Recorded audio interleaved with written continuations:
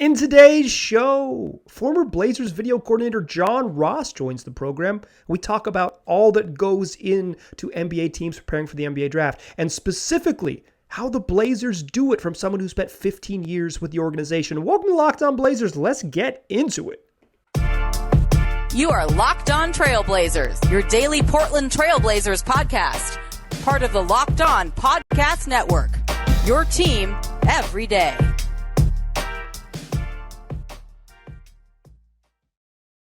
What up, world? It's your past first point guard and Trail Blazers reporter, Mike Richmond. You are listening to another episode of Locked On Blazers, part of the Locked On Podcast Network, available wherever you get podcasts. Thanks for making this show your first listen every day, free on all platforms, 5 days a week. So why not start your day, listen to Locked On Blazers. And today you're going to start with a whole bunch of fun. I am joined by a first-time guest.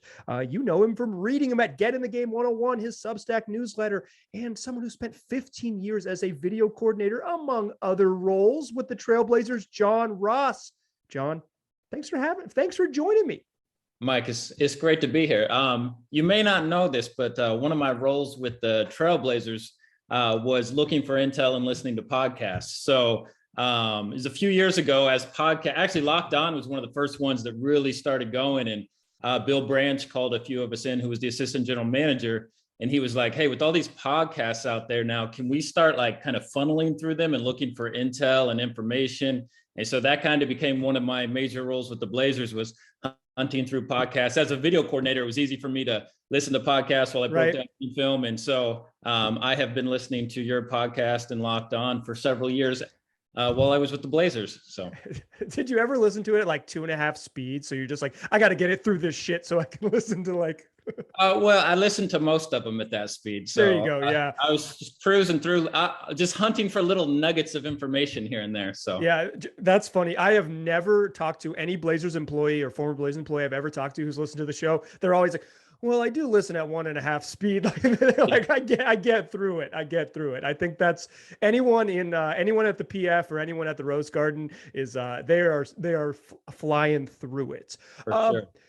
John, it's draft season, and you are specializing right now in helping people understand how NBA teams prepare for the NBA draft. With your class that you're running at the end of the month, Get in the Game 101, June 29th, July 6th. We'll plug this a couple times throughout the show. But in general, and you can go to getinthegame101.substack and get all of your, or I will put a link to that class right here in the episode description. But today, AJ Griffin, Duke Wing, worked out for the Trailblazers. What does that look like? Like when I get to go, I'm media, right? I get in at the last second.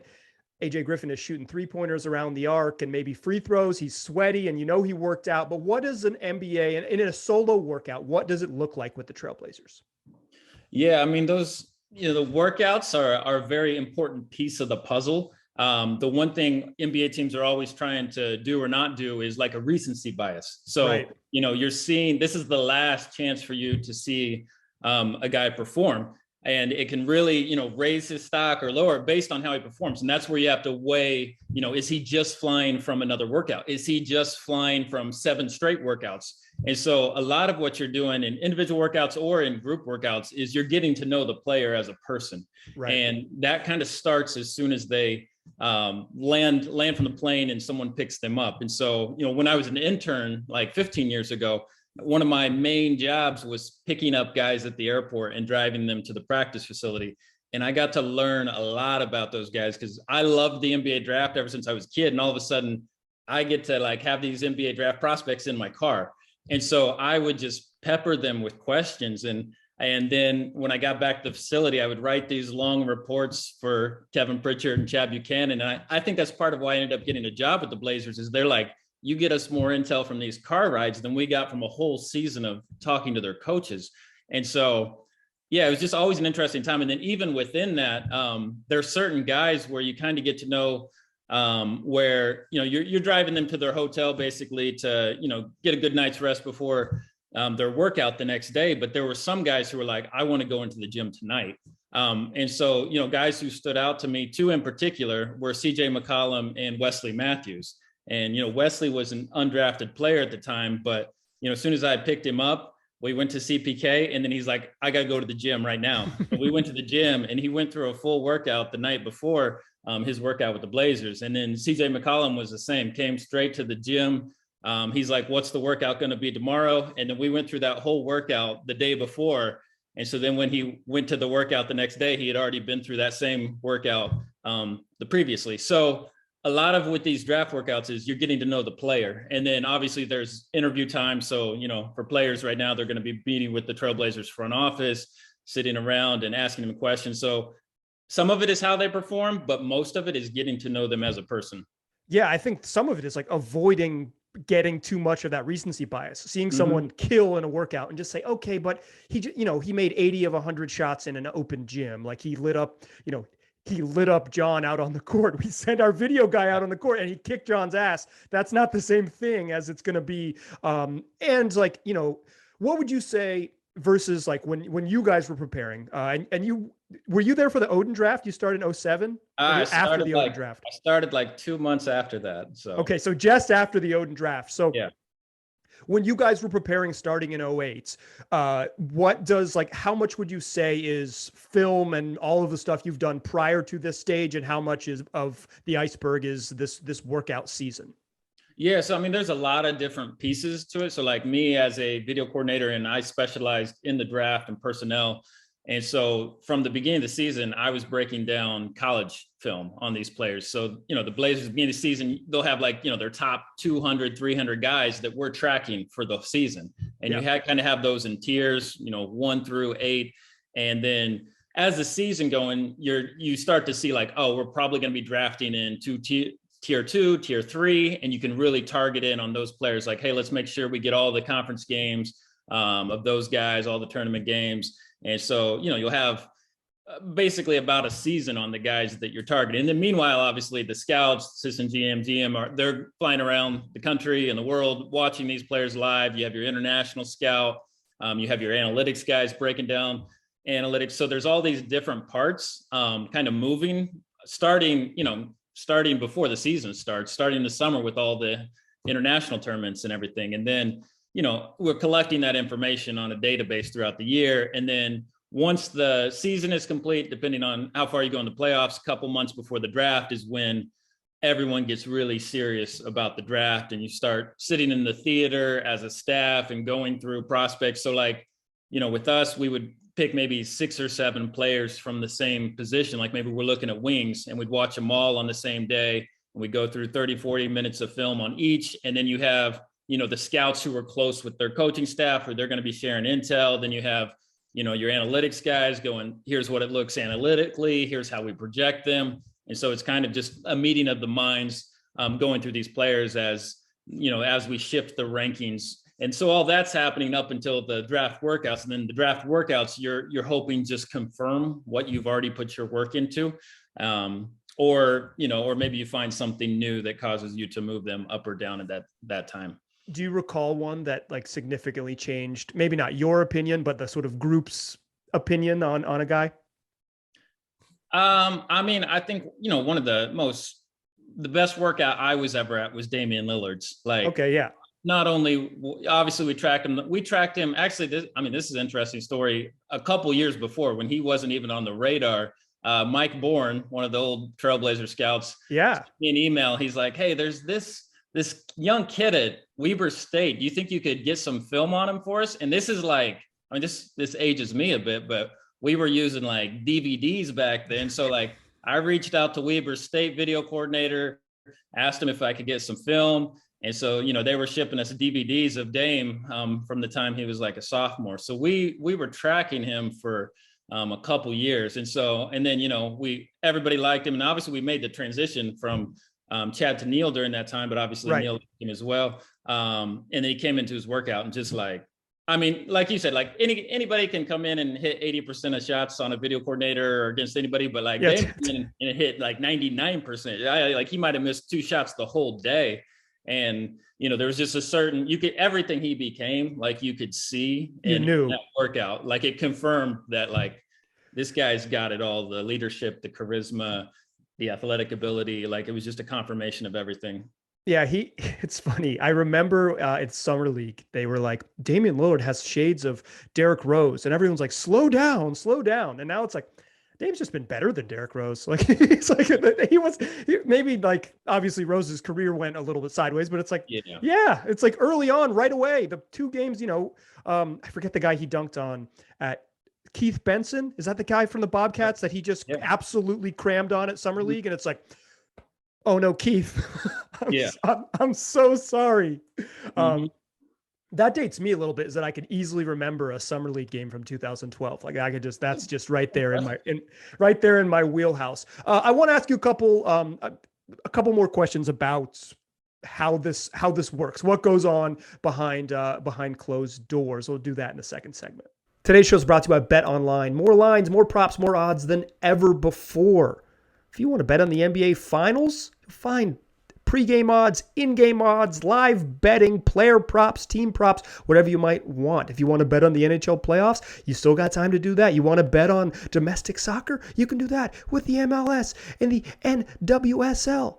You can bet on boxing. You can bet on the MMA. You can bet on tennis. You can bet on golf, whatever it might be. You're going to find it on BetOnline. So don't wait. Take advantage today. That's BetOnline, where the game starts. All right, still chatting here with former Blazers video coordinator John Ross, turned writer on the internet, writing about how to work in the NBA and how it all works in the NBA as well at Get in the Game 101. It's a Substack newsletter you can subscribe to right now if you want. John, you told us about the legendary Damian Lillard workout. When you're building your draft book, if someone pops for you, how does it work in the Blazers organization that you, from the sort of video draft side, can say, hey, this is someone who should be bumped up from, say, tier 4 to tier 2? Like what does that process look like?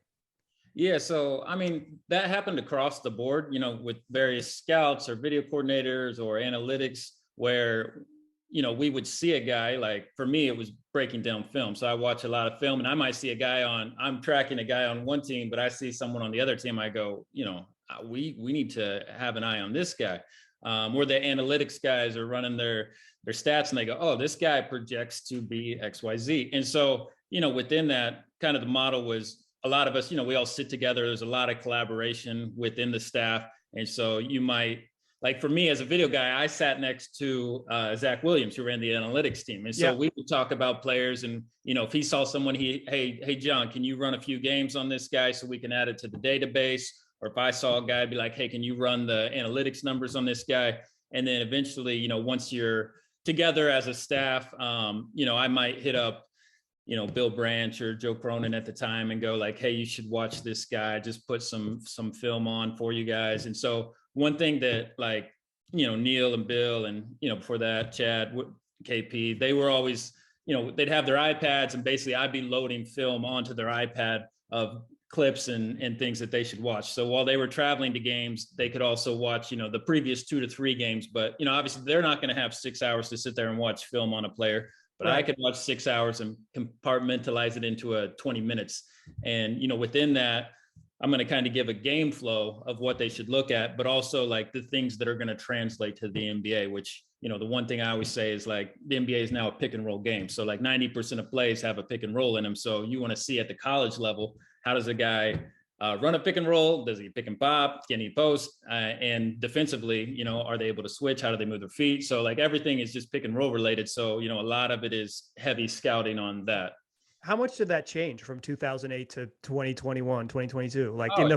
It changed a lot. Like, at that point, there was still a lot of, back to the basket bigs and a lot of post-up game. And that's pretty much completely irrelevant now. Yeah, very, very rare.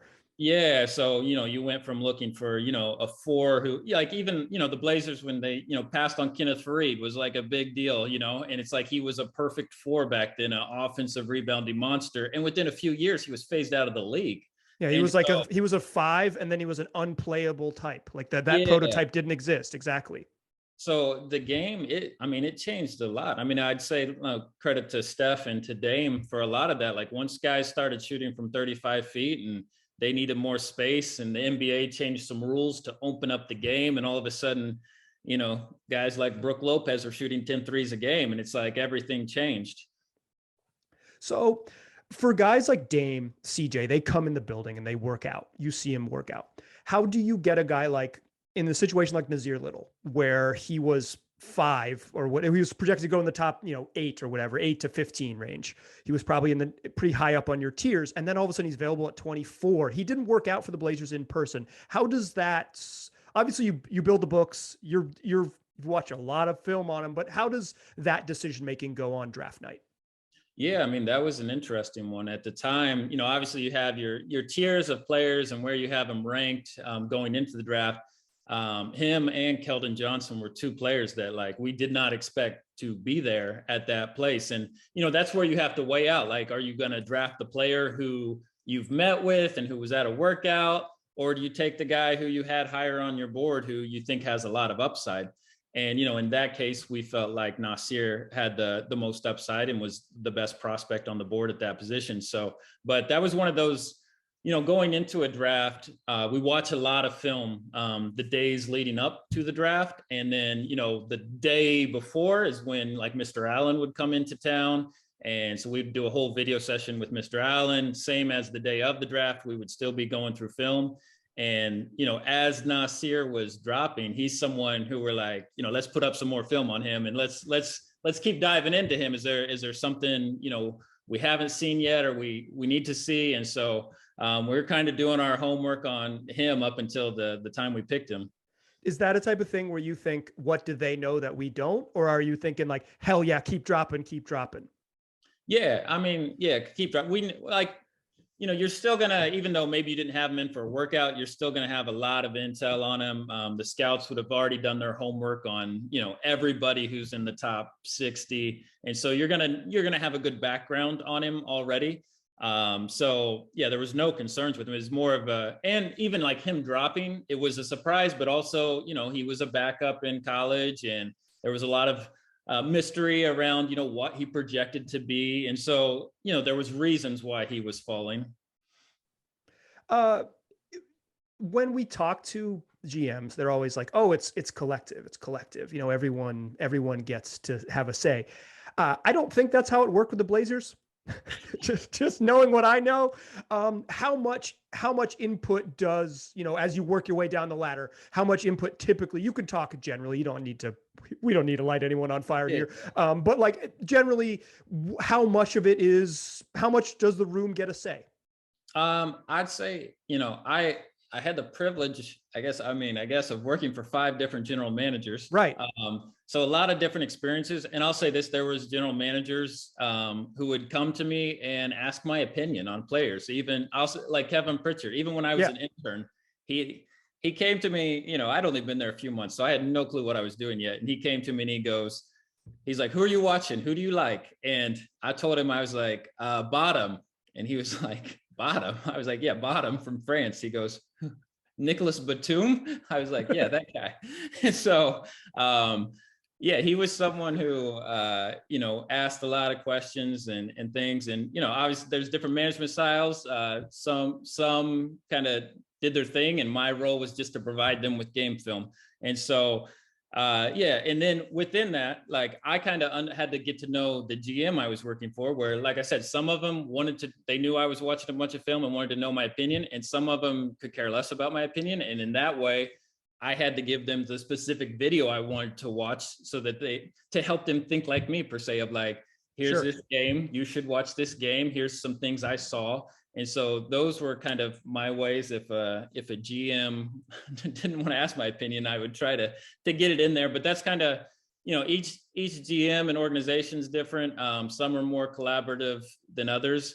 But within that, whatever someone's role is, they're going to try to get their point across in some way to the decision maker. Sure. I want to ask you about, you're teaching a class on how NBA teams prepare. I want to ask you a little bit about that and, frankly, how NBA teams prepare. We'll do that to close the show.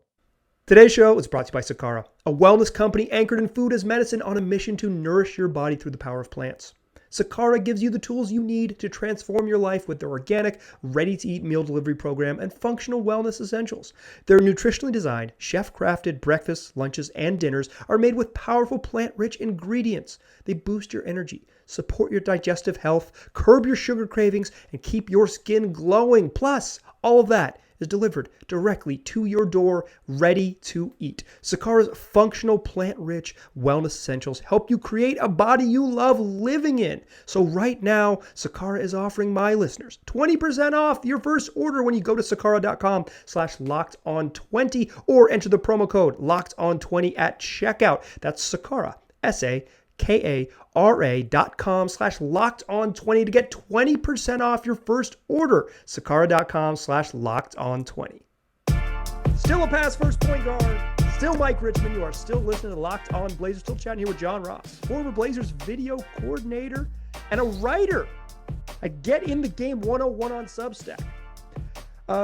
John, you're teaching a class here at the end of the month, June 29th to July 6th. Link in the episode description to that class about how teams prepare for the NBA draft. What can people expect when they sign up for that class? Yeah, well, actually, the draft course we're doing is right now. So we're in the midst of 6 weeks of an NBA draft cohort, and basically we've had a lot of guests on there who are former NBA coaches, trainers, probably a lot of people, associated with the Blazers who I've worked with in the past, who kind of been, just a peek behind the scenes.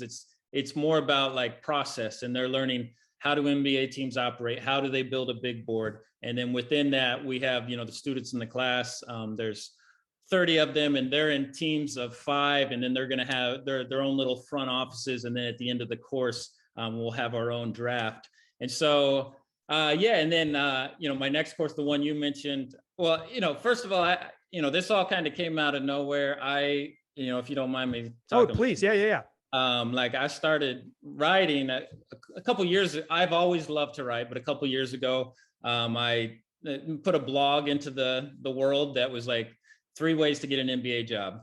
And, it got, 20,000+ views. And it's like, oh my goodness. And so I wrote another one, like how to keep an NBA job and how to get an NBA internship. And, those started kind of gaining some traction. And so then that's when I kind of put it all together into like a website and everything. And then in January was when I got fired from the Blazers. And so I didn't know if I wanted anything to do with basketball. I honestly still don't know where my space in basketball is. But at the same time, I really enjoy helping young people. That was part of my role with the Blazers, was hiring new interns and looking for video guys, looking for basketball operations interns.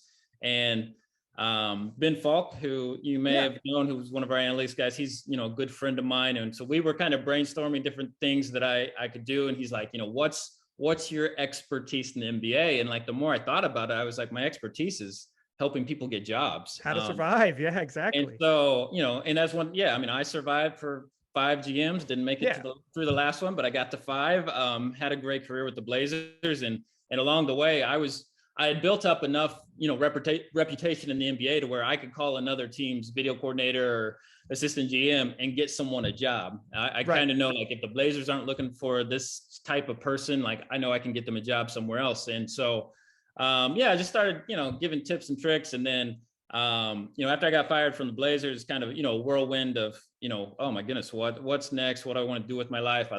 I ended up going to Romania and Ukraine, worked in a refugee camp out there for a while. And oddly enough, it was while I was out there, I was like, oh, I should do a Zoom course and help kids who want to, learn about the NBA draft. So then I came back to the States, put that together.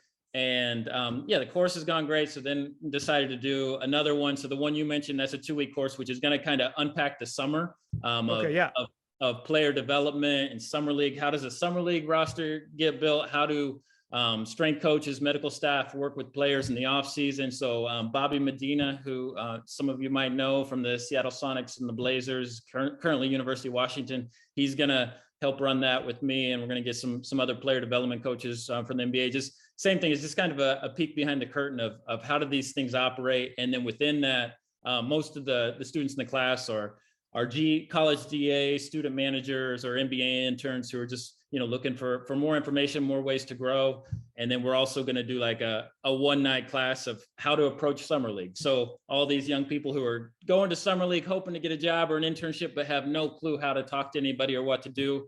We're going to have like a course where, they can come and talk to people like myself and others who were those same people who went to summer league hoping to get a job and got one. And now, they can help pass that on. So those are the things we're doing with our courses. And then, on the site, I just, write articles about either how to get a job in the NBA, or occasionally I throw in some Trailblazer experience or nuggets or my thoughts on ownership or things like that. You recently wrote a story about potential new ownership and the importance and excitement around that, which I recommend readers check out. Again, I will link to the course, link to the website in the episode description for this one.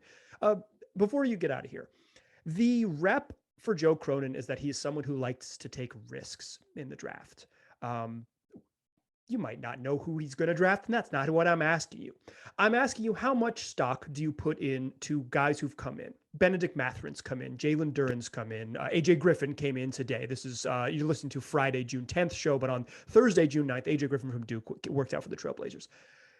Is this worth reading into? Does this matter? No, I would say my man. None of that matters. One, I'll say Joe Cronin is someone who does his homework. So I know that he's been tracking those guys, not just this year, but for years. And so that's the same thing. Like, they're already going to know where they have those guys ranked and whether they want to, even let's say, and I don't know, but like, let's say they already planned on trading the pick. They're still going to have those guys in just so they can get to know them. And so, because the more guys you're able to get in and get to know, that helps you future. Like, if you want to trade for that player, if you want to sign them as a free agent, you've already spent time with them personally that you're not going to get over the next few years. So you're going to bring in as many high caliber players as you can get into your office. Or Joe, I've seen he's flown out to some private workouts. You're going to go to every private workout you can get into. And so, does it hold weight that a player came or didn't come? Not really at all, because sometimes teams will also, smoke screen and not bring a player in who they want. So that stuff holds very little weight. Yeah, I thought you were going to say that, because in my experience around it, there was a while where during the Olshey years where he brought everybody he drafted, he had brought in. Like, that was like an important kind of part of his process. Mm-hmm. And then it went away. Like, at the end of his tenure, the guys who he was drafting, guys who hadn't worked out for him. So it was like, okay, I used to be like a data point. I would make a list of every single person who worked out for the Blazers, and I would kind of circle who I thought was in the range and say, he's going to draft one of these 7 dudes. And I would that would be in my notebook. And I was right. I was correct a couple times. And then things kind of changed at the end of the Olshey run. I'll just say, Neil did operate a little different. He like Kevin Pritchard, Chad Buchanan, they would bring like 200 guys in. Yeah. And then Neil really honed in on, he was more about like efficiency of like, who are the guys we're targeting? That's who we're going to like focus on. Where, Kevin and Chad were more of like, let's get to know all of these guys and as much as possible. And so, and it'll be interesting to see where, Joe Cronin falls in that, because he also worked for all of those. So, he's going to have his own style and brand. But a funny little story with Kevin Pritchard. So one thing he would do is he'd bring in guys for secret workouts that he didn't want the media in on. I don't know how much you guys knew about that, but it's like we'd do a full workout of 6 guys. And then, a half hour later, after the media left, he would bring in one other guy because, he didn't want everyone to know, especially like with international players. So one time, we brought in Serge Ibaka, and I don't think, the media, it was a post workout. And then after the workout, they were like, hey, John, can you take him over to Bridgeport Village to watch a movie? And I was like, you think people aren't going to notice Serge Ibaka in Bridgeport Village? But it's just interesting seeing the different styles of how the workouts operate. Yeah. For me, it's like, I know Joe a little bit just from being around the team for a while, but I don't know him. Like I had a pretty good read on Neil by the end. Also, he's just like a guy who talks a lot. So if you talk to him, he would share with you things.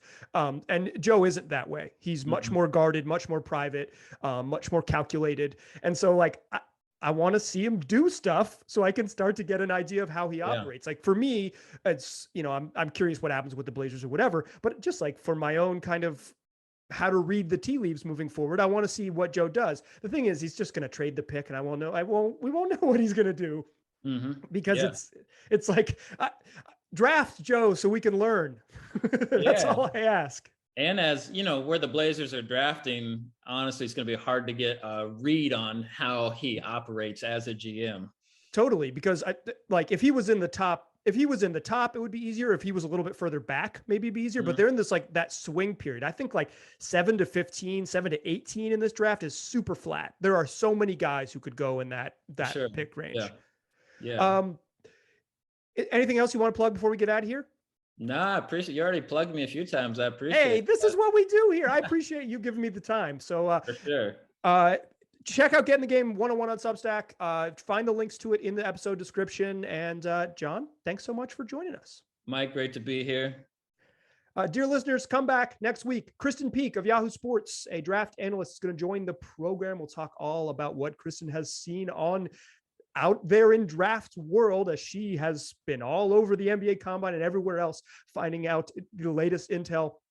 Make sure you join that one. We got other interviews lined up next week. It's going to be a lot of fun. 5 days a week, wherever you get podcasts. Join us. Tell your friends to do the same. Make it your first listen. Appreciate you listening. Talk to you soon.